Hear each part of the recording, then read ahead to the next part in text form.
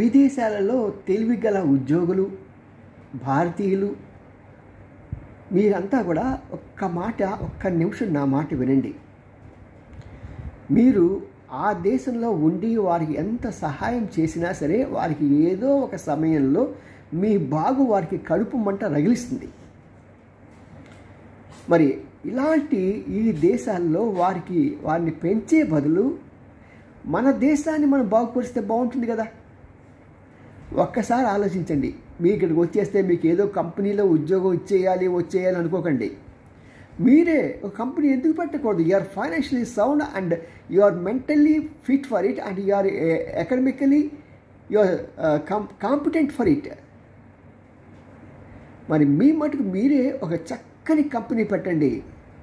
ఒక విప్రో లాంటిది, లేకపోతే ఒక ఇన్ఫోసిస్, ఇది మన ఇండియన్ కంపెనీలు. అంతగా అయితే మనకి చూసుకున్నామంటే విదేశాల్లో ఉన్న ఏ కంపెనీకి వేస్తే మీరు తక్కువ అంటే హమ్ కిసి సే కమ్ నహీ హై.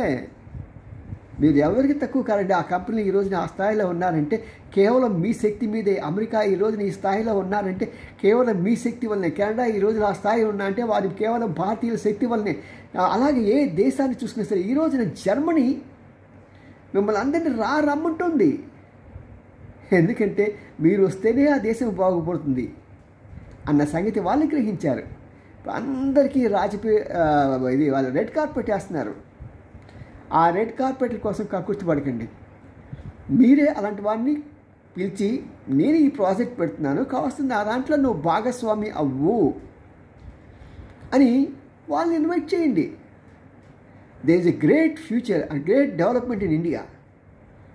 మీరు రండి భారతదేశానికి.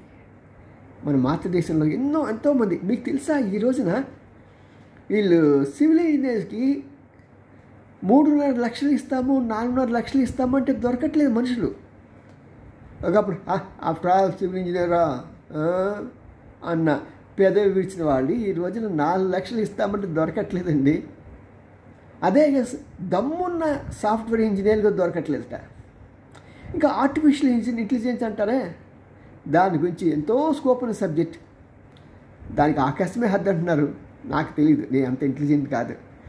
ఈ మోడర్న్ సబ్జెక్ట్స్ నాకు తెలియదు. బట్ నా అంచనా ప్రకారం there is a great scope for it. మరి ఇలాంటి వాటన్నిటికీ స్కోప్ అనే సమయంలో భారతదేశానికి రండి. మీరు స్థాపించింది ఎవడో ఉద్యోగం ఇచ్చేది ఏంటండి?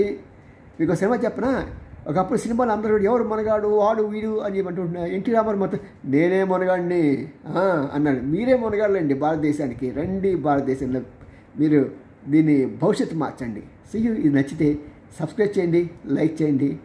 See you. మీ ఎన్ రామ్జీ.